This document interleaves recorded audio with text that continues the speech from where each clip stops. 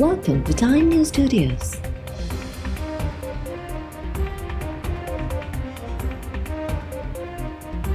You are watching 12 p.m. Bulletin. Iran जो सदर Masood Pezeshkian वज़ीर आज़म हाउस पहुची वियो। वज़ीर आज़म शहबाज शरीफ़ आजियां कई। गार्ड ऑफ ऑनर भी पेश कयो वियो। वज़ीर आज़म शहबाज शरीफ़ ईरानी सदर सां काबीना मेंबर्स जो तारुफ़ करायो। ईरानी सदर ऐं वज़ीर आज़म शहबाज शरीफ़ गॾिजी बूटो बि पोखियो। ईरान जे सदर मसूद पेज़ेश्कियान ऐं वज़ीर आज़म शहबाज शरीफ़ विच में मुलाक़ात, मुख़्तलिफ़ मामलनि ते ख़्यालनि जी ॾे वठि। ईरानी सदर अॼु सदर आसिफ़ अली ज़रदारी सां बि मुलाक़ात कंदो। सेनेट चेयरमैन यूसुफ रज़ा गीलानी ऐं स्पीकर अयाज़ सादिक़ सां बि गॾिजाणियूं तइ थियल। मुआहिदनि ऐं मफ़ाहमती यादाश्तनामनि ते सहियूं कयूं वेंदियूं। गॾिजाणियुनि दौरान पाक ईरान लाॻापनि खे वधीक हथी ॾियणु, तवानाई ऐं वापारी सहकार ते ख़्यालनि जी ॾे वठि कई वेंदी। ख़ैबर पख्तूनख्वा जे ज़िले बनून में दहशतगर्दनि जो पुलिस चौकी ते हमिलो। फायरिंग जी ॾे वठि जे नतीजे में हिकु एहलकार शहीद, 3 ज़ख़्मी। पुलिस जे भरपूर जवाबी कार्रवाई में 3 दहशतगर्द मार थी विया।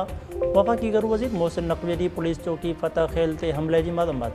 मोहसिन नक़वी चयो आहे त पुलिस भारतीय हिमायती दहशतगर्दनि जो बहादुरी सां मुक़ाबिलो कयो। भारतीय स्पॉन्सर्ड दहशतगर्दनि जे मारजण ते पुलिस खे भेटा पेश। मलीर में मुड़ुस जे फ़ौत थियण बैदि मिल्कियत में हिसो वठण लाइ आयल फ़िलिपाइनी औरत खे ॾेर गोलियूं हणी ज़ख़्मी करे छॾियो। मिलत गार्डन जे इलाइक़े में घर अंदरि जवाबदार ॾेर दानिश गोलियूं हणी 50 वरनि जी फ़िलिपाइनी औरत डेनियल अल्बर्टो खे ज़ख़्मी कयो। पुलिस जो चवणु आहे त वाक़ियो मिल्कियत जे तक़रार तां पेश आयो। फ़िलिपाइनी औरत नासिर नाले शहरीअ सां शादी कई हुई। नासिर जे फ़ौत थियण बैदि फ़िलिपाइनी औरत साहुरनि खां मिल्कियत मां हिसो वठणु आई हुई। जहिड़े दौरान जवाबदार दानिश फायरिंग कई। फ़िलिपाइनी औरत खे 2 गोलियूं लॻियूं आहिनि। ज़ख़्मी औरत जो इस्पताल में इलाज हलंदड़। राजधानी इस्लामाबाद समेत मुल्क जे मुख़्तलिफ़ इलाइक़नि में ॿीहर ज़िलज़िले जा लोॾा महसूस कया विया। रावलपिंडी, अटक, सवात, मानसेरा, मरी, झेलम ऐं आज़ाद कश्मीर में ज़िलज़िले जा लोॾा महसूस। ज़िलज़िले जा लोॾा राति 12:10 ते महसूस कया विया। ज़िलज़िले जी शिदत 5.1 रिकॉर्ड। गहराई 10 किलोमीटर ऐं मरकज़ी रावत वारे इलाइक़े खां 15 किलोमीटर परे हो।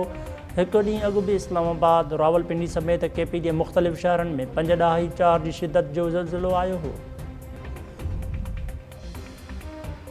सुभाणे खां सॼे मुल्क में शदीद बरसातुनि जी अॻकथी। मौसमियात खाते जो चवणु आहे त 4 खां 7 अगस्त ताईं कश्मीर, गिलगित बल्तिस्तान में तेज़ हवा ऐं गजगोड़ सां बरसात जो इम्कान आहे।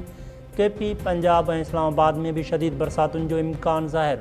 6 अगस्त ते सिंध ऐं बलूचिस्तान में तेज़ बरसातूं पइजी सघनि थियूं। तेज़ बरसातुनि सबबि नदियुनि ऐं नालनि में चाढ़ जो ख़दशो।